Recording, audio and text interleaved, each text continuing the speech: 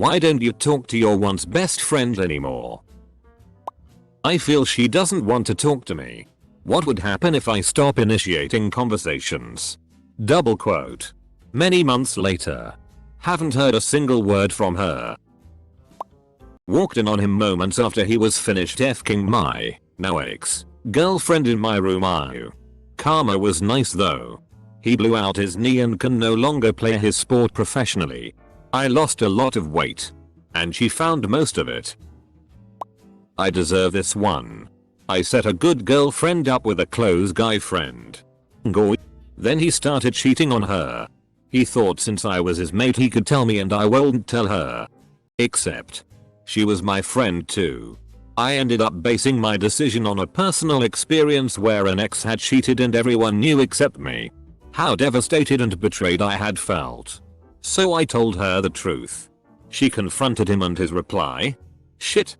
Don't listen to Miss Shake. She's just f***ing jealous. Just played matchmaker to get closer to me. Etc. She believed him.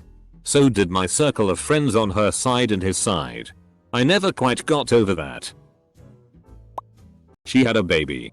And then one day we were having lunch and she told me, you know, I only want to hang out with other moms from now on. I didn't quite get the hint. But she ignored all my texts and emails for a few months and I finally realized what she was trying to tell me back there. Let him move in because of issues at his home. Started missing money and found used syringes in my f***ing shoes. When I realized the only thing we had in common was the past. That sucked.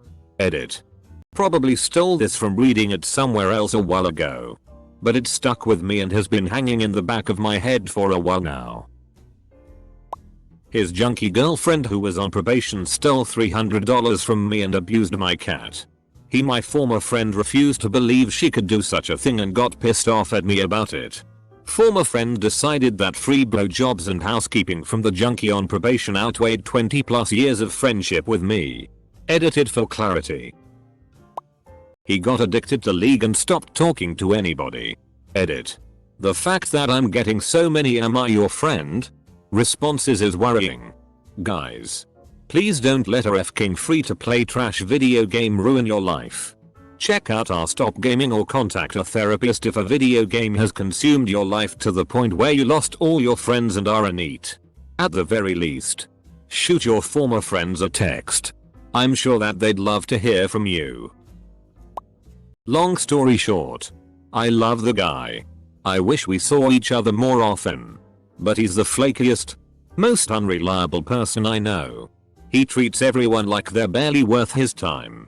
Make plans with a guy and it's a coin toss whether he'll even show up. I've known him for 10 years and it's only gotten worse.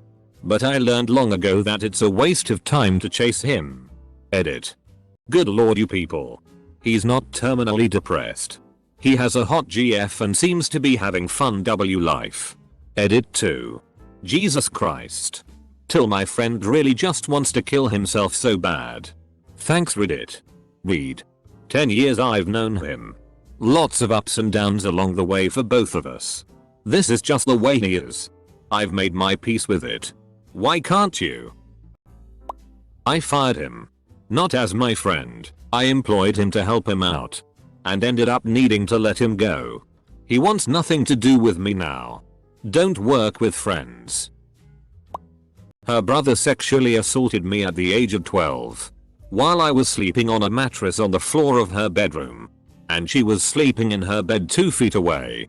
Her mom emotionally blackmailed me into not telling my mom. Read me a clearly dictated apology letter. Had him come and say sorry to me, more like his feet. When I eventually caved and told my mom. And she crapped all over his mom. I was somehow the guilty party. Then again. This was a woman who put a 6-year-old on a diet because she was chubby. She wasn't. She flipped and went Super Saiyan because I had the audacity to make plans with another friend. And invite her. Instead of making plans with her first then inviting my other friend. She then pinned me to a chair and started screaming in my face. That's the day I fired my maid of honor. And booted her from my life. She then smashed my car window that night. Fuck, my life is better without that bitch. She'd only really message me if she wanted something. If she was down I'd try my best, but if I was upset it was, oh, I'm really not in the right place right now. Talk later, which is fair enough, but I always tried to help her. She'd also message me screenshots of the argument with her boyfriend. They're a shitty couple and my advice is always either dump him or talk it out, which is never what she wants to hear, but what am I supposed to do about it? I guess she just wants validation. She's right to be annoyed, but she can be really unreasonable sometimes. Oh, and then she asks for money under some bullshit pretense and then buys weed. I know I shouldn't fall for it and I've stopped now, but you know. Edit. I'm a girl. I don't just say dump him or talk it out, I put it nicely. Perhaps try counseling? That type of thing. And I listen to what she's saying first. I do try my best to figure out where she's coming from, but they dated before. He cheated. She forgave him. And they've been going out again since. She was maid of honor in my wedding. After, I would try to make plans with her for lunch or whatever. And she always cancelled the day of. Never gave a reason, just oh I forgot, I can't. Some other time.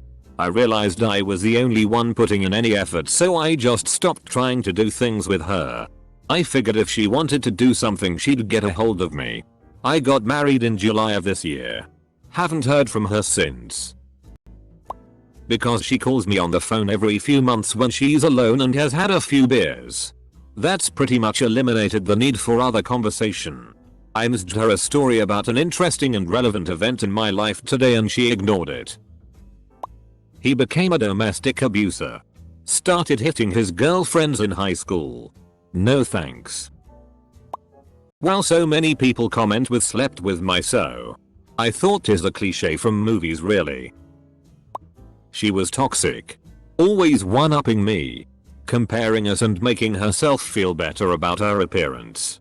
Always leaving me for other best friends and telling them all of my personal shit. The list goes on. Her boyfriend didn't like her hanging out with other guys. Made her block me and all of her other male friends on social media. No idea if they're still together. But she hasn't contacted me at all since so. I left the Mormon church. I lost many friends the moment they found out I left. I even lost a Christian friend because at least as a Mormon I believed in the Bible. Now he doesn't know who I am or what I believe anymore.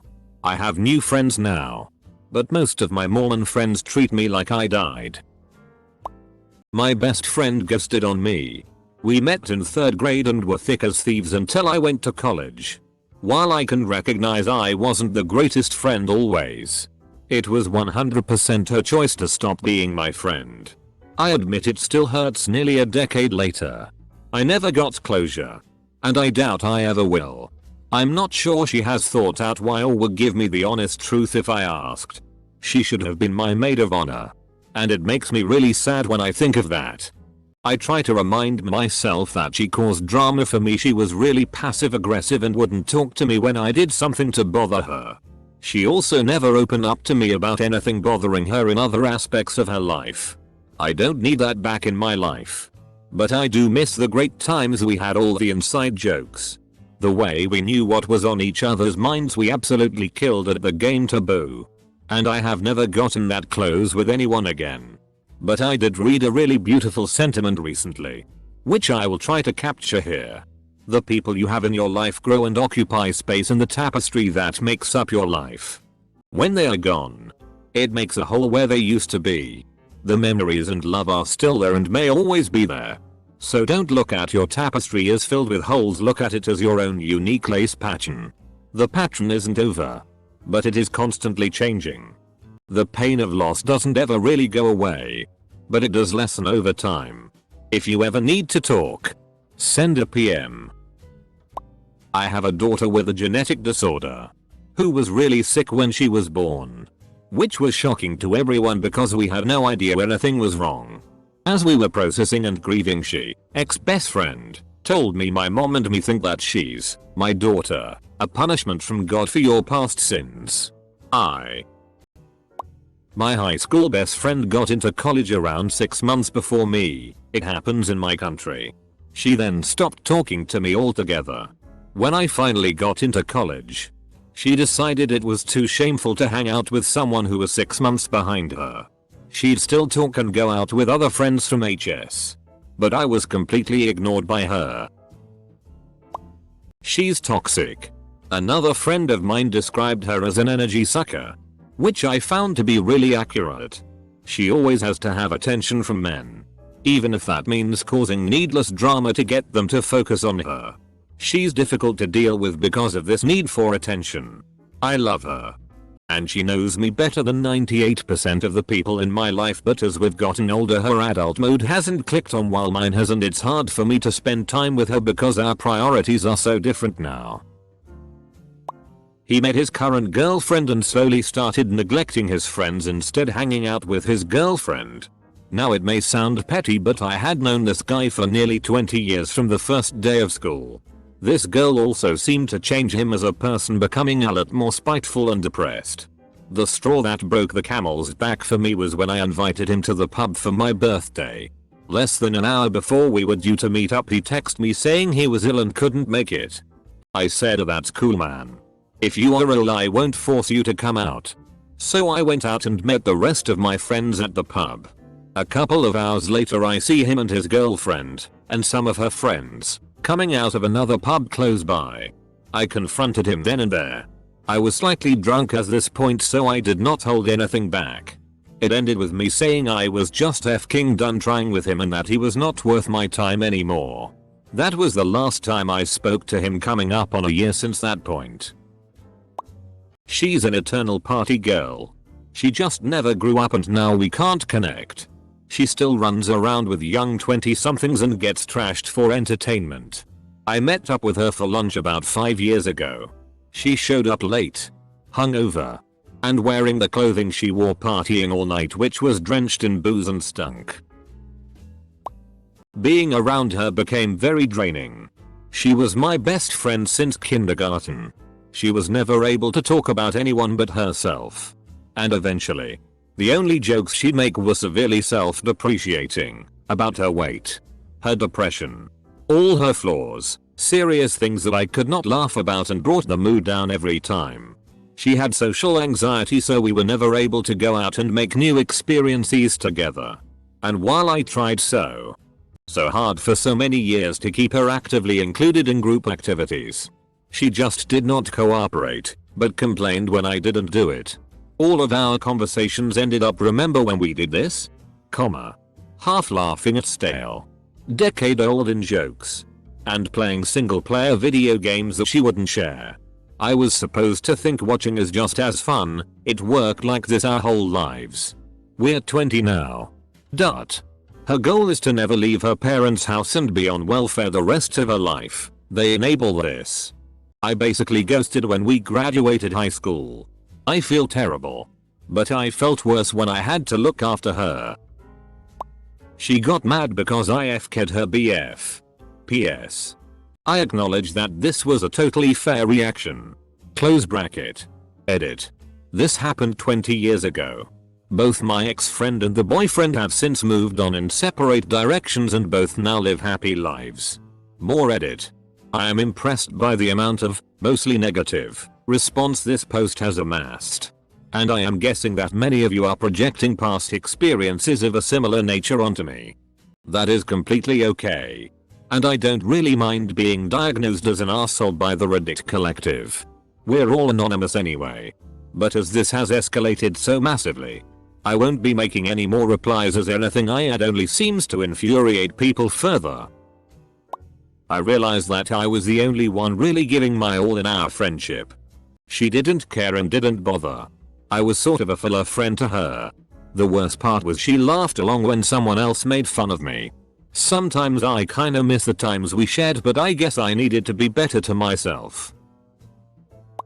He did a bunch of weird things, lies, being creepy with other people's girlfriends, after breaking up with his GF, who's a friend with all my other friends, and so I confronted him about it and he resents that I did that. I think he just went into panic mode, thinking that people were talking about him, the ex being so closely entwined in our social circle, and it all got out of hand. Edit. Typos. She died. This was 16 years ago when we were 16. Still wonder what she would be like as an adult. I wonder what I would be like if I still had her in my life. I'm so different than the person I was when I was 16. I also think about her parents a lot. They weren't the happiest people in the world even before they lost her. I hope her younger brother is okay. She quit being my friend towards the end of our senior year of high school. We went to a small school where there was a homecoming coronation for everything. She wanted to be band queen really badly. But I won. Not because I campaigned or anything. But probably because I was the band president.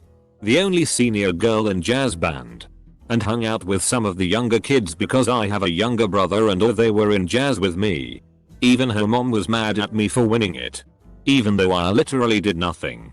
It was just a vote of all the band kids. I wasn't about to apologize for it either. Because it wasn't my fault and it's a really stupid reason to cut off your best friend. Now almost 10 years later. I still don't regret not apologizing, but it does kind of make me sad that I don't talk to anyone from high school anymore. But I've got much better college friends and now work friends, so I don't need that kind of negativity. Because I abused his love, kindness and support. I was in a terrible place in my life and had an emotionally abusive ex that I couldn't stay away from, and I would drop my friend every time the ex would take me back. I was terrible to him. What really sucks is that I think somewhere deep down I was a little bit in love with my friend, but I never ever thought he would feel the same, and so I ended up being f***ing awful to him. I actually dreamed about him last night. I think I'm going to send an apology email. We casually talk now, but I think I need to suck that poison out of my life still. Edit. I sent him an email. Edit 2. He responded. It was really nice. He just said we know we had our ups and downs, but he always remembers the good times and he thinks we will be friends for a long time even if we have some years where we don't talk as much. It was good. I feel like I got it off my chest and I can move forward knowing I've said I was sorry. Thanks everyone. He was chasing my other friend's dog around the house. The dog ran behind a curtain across the patio door. He must have thought the door was open because he slammed into the glass, fell backwards and slumped on the chair. After about 10 minutes he got up and walked out. Never hung out with him again after that. He was always busy. I don't understand either. The attention-seeking arsehole flunked medical school and was so afraid of his parents that he ran away to join the insurgency in Iraq in 2006. We're from Jordan. Apparently he wanted to go on jihad and fight the Americans. After he disappeared, his parents turned on me, accusing me of recruiting him to go. They proceeded to report me to the police and national security, as well as going to all my family and friends' houses calling me all manner of things from murderer to a religious recruiter. The incredibly ironic thing is that I'm the farthest thing from religious. I was dragged through police stations, interrogated, and from what I was told, put on a watch list, which includes phone tapping. He eventually turned up, and from what I heard, he was hiding in some farm in the countryside for weeks. It was one of the worst periods in my life. And when he reached out, he had the audacity to defend his and his parents' actions. He ended up having an affair with the long-term partner of another very close friend. Told me once I returned from overseas and I basically was forced to keep this secret while the two of them, unemployed, did God knows what while the boyfriend was working long shifts to cover their living costs. Tried to convince them to tell the guy since I couldn't bear with it, but they wanted to hold out for Christmas so they could get gifts. Things blew up one night when my then best friend had a jealous screaming match with the girl, resulting in her leaving in tears. He then redirected the anger at me since I didn't know what he was going through. Ended up losing my shit at him, and he sent me a text later that night saying that I couldn't be trusted. Soon after they told the boyfriend, who was completely crushed, and they made it Facebook official, which received the most brutal reaction from everyone who knew, all parties involved. Fast forward 5 years and everything's blown over. Still regret not manning up and telling the boyfriend.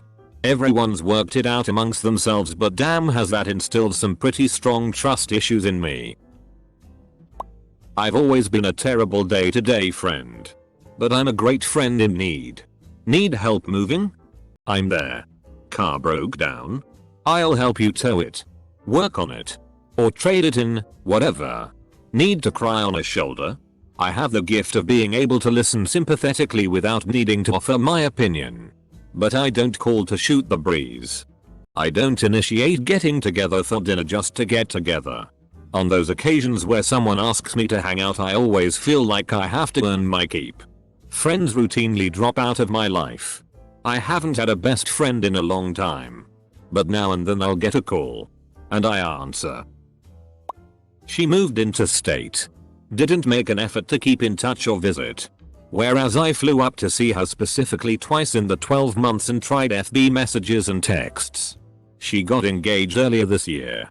And my last trip up there for her birthday saw me leave broken-hearted because she told me I was no longer her best friend. After attempting a few Skype dates. She then cut me out of her life with no reason or explanation. So, yeah. 2016 has been shithouse. She got a boyfriend and became an ass and didn't talk to anyone but him. Then, when they broke up, she started texting me again. And I just didn't respond because obviously I wasn't as important. So now we're not friends. It's for the best. Really. He committed suicide a few years ago. Edit. Whoa. I posted this thinking it was just going to get buried. Thank you all for your kind words of encouragement. It is an odd feeling to find some solace knowing that others have gone through similar painful experiences. If there's anyone who needs someone to talk to or even just listen, I'll be right here. He was my best man at my wedding. And I was at his. We no longer talk because I left the cult we were both in. I finally was able to break the chains of blind faith. But he was not. He was conditioned to think non-cult members are Satan's tools. She enjoyed belittling me whenever we argued over something and not only put details of said arguments online. She twisted it to make me look like I was 100% at fault and painted herself as the victim. She did that to everyone. And she probably still does. She picks fights over such minor things and involves herself in things she shouldn't. The last straw, however, was her insulting my fiancé. Once we both blocked her. She found out via a different account that she had made it public as she always does. We then started getting threats from her. Which just confirmed we made the right decision in kicking her out of our lives. I had wanted to leave for years but I was too scared to go. I knew her for 11 years. She's 9 years older than me, 33, yet her maturity levels are way behind for someone of her age. During the years we were friends, she didn't mature in the slightest and I don't believe she ever will. Part of me feels sorry for her actually. Not me. But my wife's ex-best friend, the maid of honor, tripped her during my wife's bachelorette party causing her to break her 2 front teeth badly a few weeks before our wedding. While she was bleeding in the front seat and sobbing. Instead of helping, her best friend doesn't help her at all and goes on a tirade about how she's marrying the wrong person. And that she's a horrible friend for getting married while she's still single. By the way, she tripped my wife because they were lost and my wife called me so I could direct them to where the car was. And her friend thought it was unbecoming of my wife to call me instead of relying on her. She was always a shitty friend to my wife. And it's unfortunate it took her ruining her bachelorette party for her to see how bad a friend she really was. Her family moved away and we didn't keep in touch. This was just pre-internet for me so we didn't think about doing the pen pals thing. And cause we were young we didn't have mobiles. I bumped into her a few years later. Her family came down for a holiday. Was good to see her. But we didn't get to swap information. Every so often I do remember her and have tried many times finding her over Facebook etc. But I haven't succeeded yet. If anyone knows an Ashley from Birmingham. With a younger brother and sister. Who moved to Cornwall when she was between 6 and 8ish. And is now 25, let me know. I dropped a nuke on our friendship and ended it because I wanted to spend more time with my new girlfriend. She cried so hard and I felt nothing. I was a monster. It wasn't until that girlfriend left me for my new best friend that I had realized what I had done. I loved her and I destroyed something beautiful when I ended our friendship. It's the only regret I have in life. I think about her every day and I can't bring myself to forget, let alone forgive myself. She asked me to be the maid of honor in her wedding. I was thrilled to be a part of the most special day of her life and that she trusted me to help her plan it. I used every connection that I had to make sure her bridal shower and bachelorette party were all she had ever dreamed of and more. Made sure I was there for her any time of day or night when anxiety took over. When she had cold feet. When she had a problem that she just couldn't solve. Made sure that I scraped enough money together to be able to buy a dress that in reality I knew I couldn't afford. You name it. I did it. At the end of the evening when she and the groom were getting ready to leave, she walked up to me and looked me straight in the eye and said, "You need to get all of the guests together so that all of you can show me the respect that I deserve." I was dumbfounded. I turned on the lights in the ballroom, told guests that the bride was leaving, and left. It's been 2 years. She can FCK right off on that high horse of hers.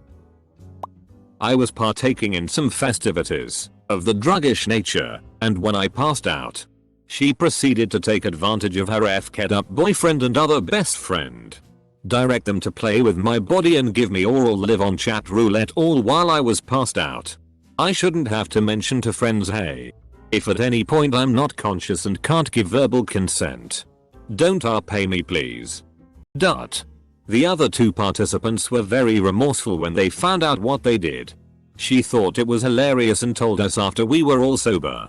She was a very emotionally abusive person in general.